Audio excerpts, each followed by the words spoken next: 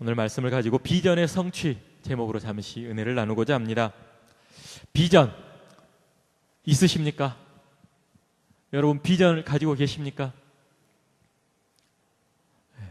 손을 들어보라고 하고 싶은데 또 못 들으신 분 계실까봐. 어떤 비전을 갖기를 원하십니까? 여러분들은 어떤 비전을 갖고 계십니까? 오늘 금요 기도회를 통해서 우리 안에 새로운 비전으로 충만하며 또 그 비전이 성취되는 은혜를 체험하시기를 예수님의 이름으로 축원합니다.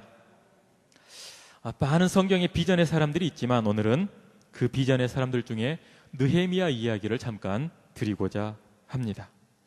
느헤미야가 왜 비전의 사람입니까? 그 이유는 간단합니다. 하나님께서 주신 비전을 가지고 있었기 때문입니다. 그리고 중요한 것은 비전만 가지고 있었던 것이 아니라 그 비전을 성취했던 사람이기 때문에 비전의 사람이라고 이야기할 수 있습니다. 비전은 있는데 비전을 성취하지 못했다. 어쩌면 헛된 꿈으로 끝나버릴 수도 있겠죠. 그러나 느헤미야는 비전을 확실히 가지고 있었고 그 비전을 성취했기 때문에 확실히 비전의 사람이라고 말씀드릴 수 있다라는 거죠. 그러므로 우리는 이 비전의 사람 느헤미야를 살펴보면서 우리도 그와 같이 비전을 갖기를 먼저 사모하며 또 비전을 성취하기 위해서 최선을 다하는 모습으로 살아가야 할 줄로 믿습니다. 먼저 느헤미야가 보여주었던 비전에 대해서 잠깐 살펴보기를 원합니다. 느헤미야는 유다가 바벨론에 멸망하여 많은 사람들이 포로로 잡혀갔을 때 살았던 사람이죠. 개인적으로나 국가적으로 볼 때 불운한 시대를 살았던 사람입니다. 그러나 그 포로들 중에서 선택함을 받아서 바사, 즉 페르시아의 아닥사스다 왕의 관리로 임명되었던 사람입니다. 포로들 중에서 어쩌면 좀 잘 풀린 케이스라고 할 수가 있겠죠.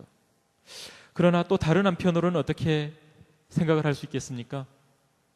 포로면 다 포로지 하필 우리를 멸망시킨 바벨론을 위해서 일하는 관리가 되었느냐, 이런 비난을 받을 수도 있는 그런 상황이었다라는 거죠. 그러나 느헤미야는 그런 암울한 시기 또 그런 비난받을 수 있는 상황 가운데서도 지혜롭게 모든 것을 잘 극복하고 일을 진행시켜 나가면서 하나님께서 이스라엘 민족을 향하여서 느헤미야에게 주셨던 꿈과 비전을 성취하기에 힘썼던, 차근차근 성취해 나갔던 그런 사람이라는 겁니다.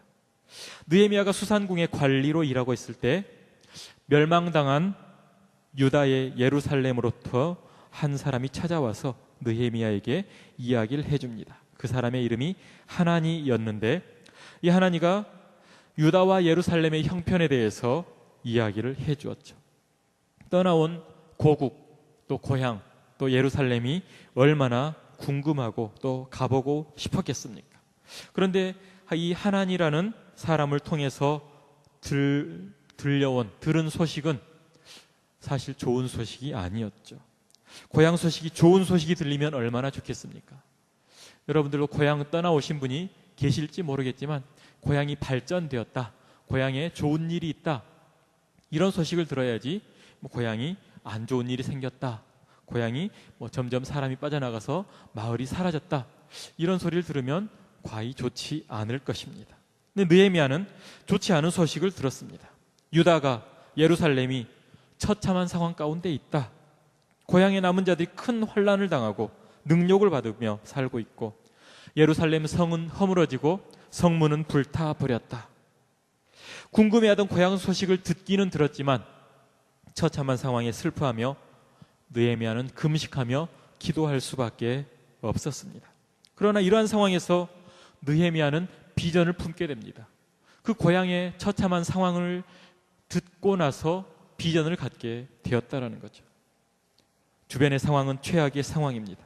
그 가운데서 자신이 할 수 있는 것은 별로 없어 보입니다. 그런 상황에서도 느헤미야는 슬픔에만 잠겨 있는 것이 아니라 그 문제를 놓고 하나님 앞에 나아갔다라는 것이 중요합니다. 금식하며 기도를 하였지 아이고 어떻게 하나, 이제 다 끝났네, 탄식하며 끝내버리지 않았다라는 겁니다. 슬퍼하며 탄식만 하고 있었다라면 느헤미야도 꿈을 가질 수 없었을 것이고 비전을 가질 수 없었을 것이고 당연히 이룰 수도 없었을 것입니다. 그러나 느헤미야는 그 문제를 해결할 수 있게 해달라고 적극적으로 기도하여서 또 비전을 품고 성취했던 것을 우리가 기억을 해야 할 것입니다. 우리도 느헤미야의 모습을 바라보면서 생각을 해보아야 할 것입니다. 우리가 우리에게도 비전을 달라고 기도하고 외치지 않습니까? 그런데도 불구하고 비전을 발견하지 못하는 경우가 많이 있다라는 거죠. 왜 그렇습니까? 그것은 우리의 상황을 바라보기는 합니다. 우리의 상황을 보고 슬퍼하기는 합니다. 그러나 그 문제의 해결을 위해서 하나님 앞에 나아가지 않기 때문에 비전을 발견하지 못하는 거죠. 문제를 바라만 보고 있다는 겁니다. 서문교회를 예를 들어 볼까요? 서문교회가 예전 같지 않다, 이런 말을 가끔씩 들을 수가 있습니다. 예전에 열심만큼 못하고 오히려 침체되었다, 이런 말들을 합니다. 그렇다면 질문합니다. 여러분들은 그 문제 때문에 슬퍼하고 계십니까? 그 문제를 가지고 탄식하고 계십니까? 교회가 왜 이래? 예전 같지 못해. 교인들은 또 왜 이래? 왜 나서서 일을 하지 않는 거지? 왜 숨어서 앞으로 나오지 않는 거지? 서문교회 교인들이 얼마나 많은데 그 교인들이 다 어디 갔어? 기도에 나와서도 기도할 사람들이 다 어디 갔어? 왜 이렇게 교회 일이 잘 안 되고 모이기에 힘쓰지 않는 거야? 그러고는 슬픔과 탄식과 걱정만 하고 계시지는 않습니까?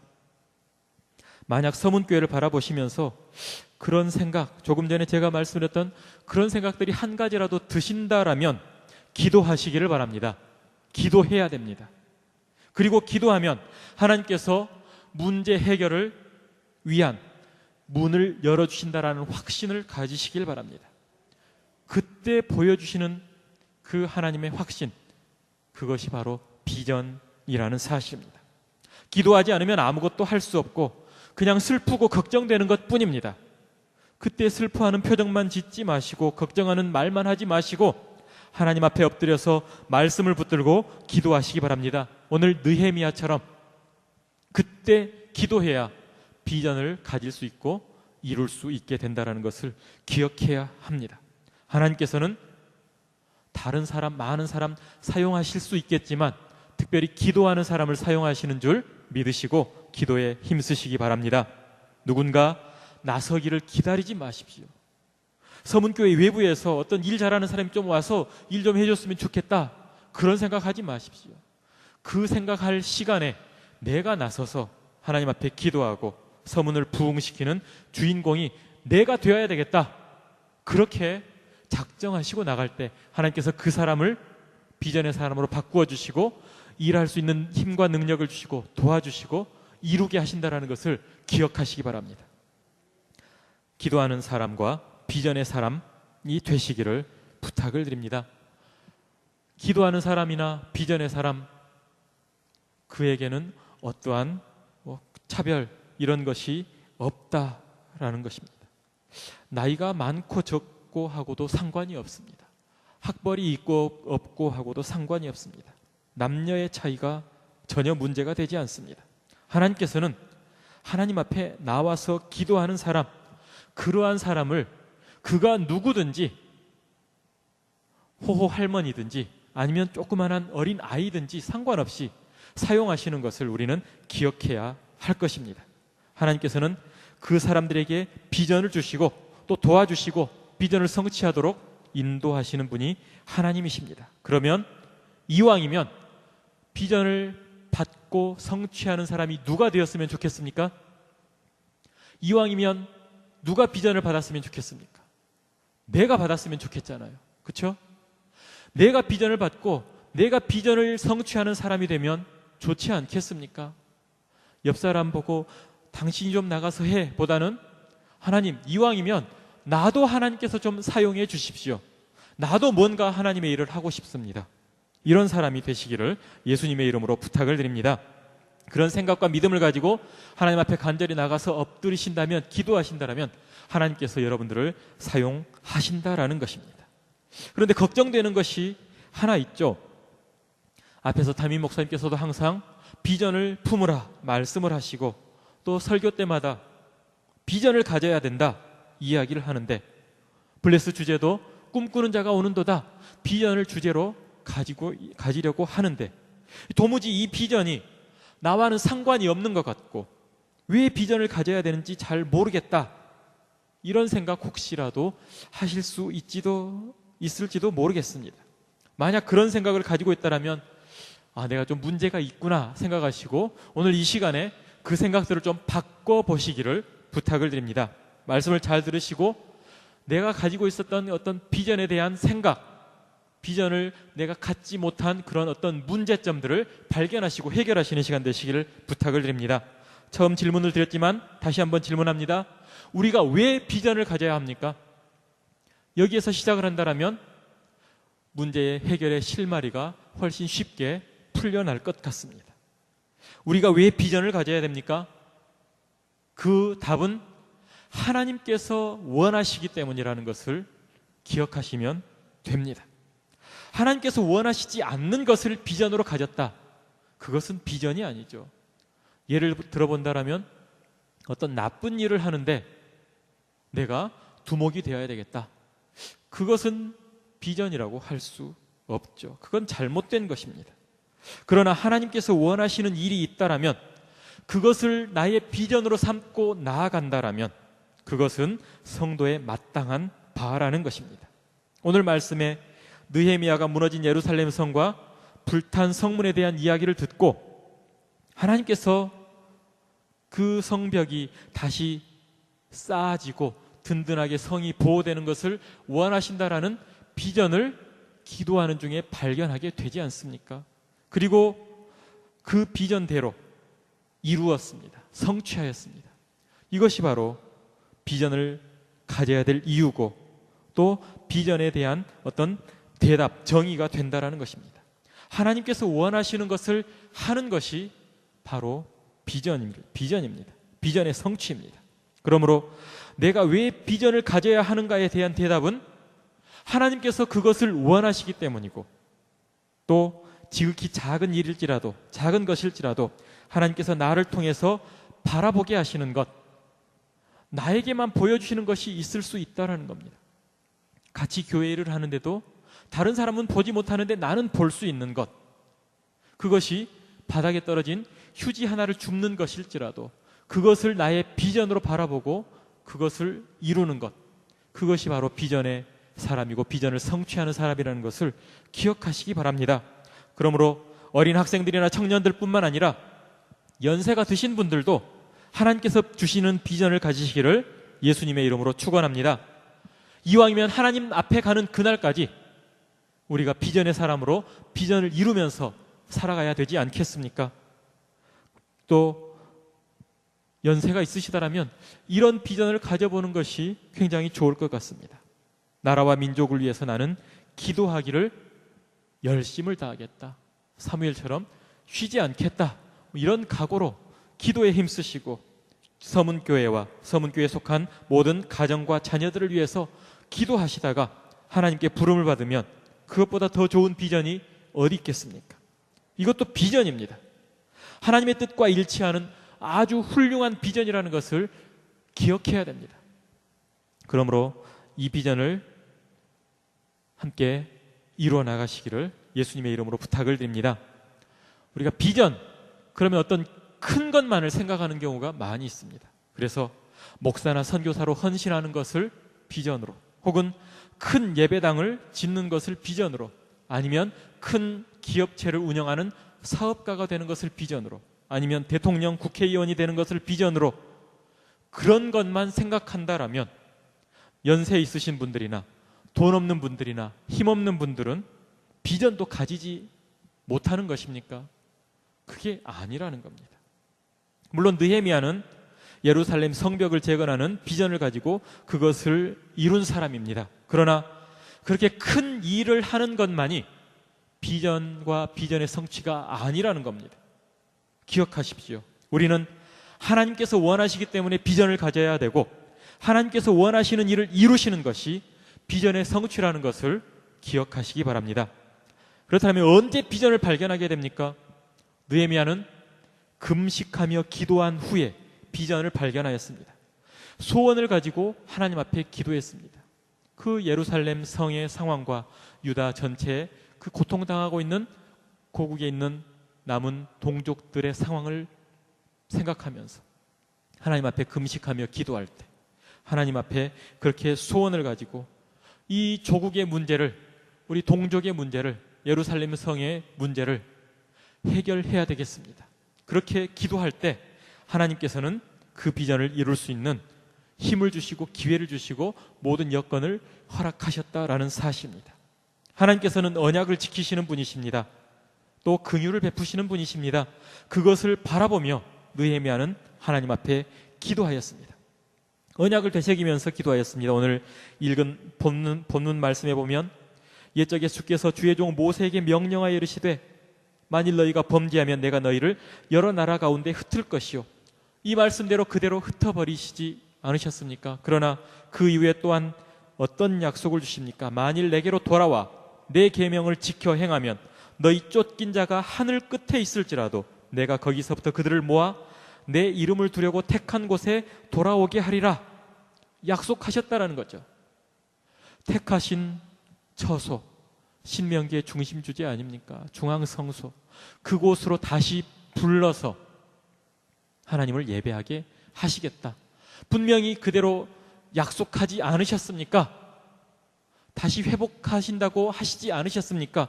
말씀을 붙들고, 하나님의 언약의 말씀을 붙들고 기도하였다라는 것입니다. 이 느헤미야의 기도가 응답되겠습니까? 안 되겠습니까? 당연히 응답되지 않겠습니까? 하나님의 언약의 말씀을 붙들고 기도하는데 하나님께서 이렇게 하시기로 약속해 주지 않으셨습니까? 하나님은 약속을 이루시는 분 아니십니까? 이 언약의 말씀을 이루어 주십시오. 당연히 기도의 응답을 받았습니다. 하나님께서는 언약의 말씀을 붙들고 기도하는 자에게 반드시 응답하시는 분이시기 때문입니다. 특별히 하나님의 택한 백성들이 하나님의 말씀과 계명을 지켜 행하면, 9절 말씀에 만일 내게로 돌아와 내 계명을 지켜 행하면, 이 조건을 충족시키기만 한다라면, 지켜 행하기만 한다라면 하나님께서는 약속하신 축복으로 넘치도록 부어주시는 분이신 줄 믿으시기 바랍니다. 느헤미야는 먼저 고국의 상황을 듣고 보았지만 그 후에 바로 무엇을 보았냐면 그 고국의 비참한 상황 가운데서도 언약하신 하나님께서 주신 그 계명을 지켜 행할 때 다시 회복시켜 주실 것을 바라보았다라는 사실입니다. 그 상황만 보고 끝나버린 것이 아니라는 겁니다. 그 상황을 보고 나서 바로 언약의 말씀을 바라보았기 때문에, 그 말씀대로 언약이 이루어질 것을 바라보았기 때문에 그 어려운 상황 가운데서도 그 큰 일을 감당해낼 수 있었다라는 것입니다. 비전의 성취는 하나님의 언약의 말씀을 의지하여 되는 것이기 때문입니다. 마지막으로 한 가지만 더 말씀드립니다. 비전을 이야기하면서 우리가 주의해야 할 내용이 있습니다.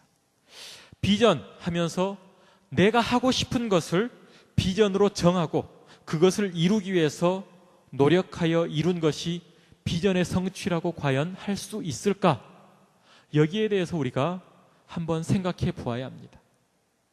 인간적인 욕심을 가지고 내가 이거를 꼭 해봐야 되겠다, 그것을 이루었다, 그것이 비전의 성취일까요? 그것은 아닙니다. 비전의 성취는 무엇에 근거해야 됩니까? 하나님께서 원하시는 것을 비전이라고 제가 말씀을 드렸습니다. 그렇다면 비전의 성취는 하나님의 말씀에 근거된 것이어야 비전의 성취라고 이야기할 수 있습니다. 말씀에 비추어서 타당해야 그것을 비전의 성취라고 말할 수 있는 것입니다. 말씀에 어긋난 자기의 어떤 하고 싶은 것을 정하고 그것을 이루었다, 그러면 그것을 우리는 비전의 성취라고 이야기하지 않습니다. 자아 성취라고 이야기합니다. 우리는 자아 성취를 위해서 살아가는 것이 아니라 비전의 성취를 위해서 살아가는 자들인 것을 기억하시기 바랍니다. 우리는 비전을 이루어야 합니다. 사업가가 되더라도 이 사업을 통해서 하나님께서 주신 비전을 바라보고 하나님의 일을 감당하겠다라고 사업하는 것과 무작정 사업을 해서 가난을 벗어나고 큰 부자가 되어서 떵떵거리며 살아가야 되겠다, 이것과는 차이가 분명 있다라는 겁니다. 우리는 비전을 성취하는 하나님의 말씀에 비추어서 타당한 비전의 성취를 할 수 있는 그런 사람이 되어야 된다는 것을 기억하시기 바랍니다. 이 모든 신앙인들은 자아 성취를 위해서 사는 것이 아니라 비전 성취를 위해서 살아간다, 이것을 기억하시고 나간다면 우리 여기 계신 모든 분들이 하나님 주신 비전을 발견하고 성취하는 비전의 성취자들이 될 줄 믿습니다. 그러므로 우리는 우리의 모든 삶을 들여서 하나님께서 주시는 비전을 바라보아야 되고 말씀에 의지해서 그 비전을 성취해야 합니다. 비전은 다른 말로 하나님께서 기뻐하시는 것이다 라고 바꾸면 훨씬 더 우리가 쉽게 이것이 나의 비전이구나 이야기할 수 있을 것 같아요. 거창한 어떤 프로젝트를 성취하는 것, 그것을 이야기한다면 내가 그걸 어떻게 할 수 있겠지만 비전, 그러면 하나님께서 기뻐하시는 것. 이따가 아까 찬양을 드렸지만 나 주님의 기쁨 되기 원하네, 우리가 찬양을 많이 하지 않습니까? 비전의 성취는 하나님이 기뻐하시는 것을 이루어 드리는 것, 하나님의 기쁨이 되는 것, 그것이 바로 비전의 성취라는 사실입니다. 그러므로 우리는 그러한 하나님이 기뻐하시는 것, 그 비전을 성취해야 합니다. 우리에게 큰 비전을 주실 수도 있습니다. 작은 비전을 주실 수도 있습니다. 그러나 어떤 것을 주시든지 간에 그 비전을 이루시는 분은 하나님이시고 또 그 비전을 하나님의 말씀에 근거하여 성취된다라는 것을 기억하시고 오직 말씀 안에서 비전을 성취하시는 큰 비전의 사람, 꿈의 사람 되시기를 부탁을 드립니다. 하나님께서는 지금 이 자리에서 저와 여러분을 비전의 사람으로 부르고 계십니다. 그리고 말씀에 합당한 비전을 붙들고 기도하며 나아갈 때 반드시 이루어 주시는 분이십니다. 그런 의미에서 비전은 각 사람에게 한 가지만 주시는 것이 아닙니다. 평생토록 이루어 나가야 할 비전이 있다라면 하나님께서 지금 나에게 주시는, 하나님이 나를 통해서 그것을 행하기를 기뻐하시는 그것도 비전이라는 생각을 가지고 열심히 비전을 날마다 새롭게 발견하고 성취하시기를 부탁을 드립니다.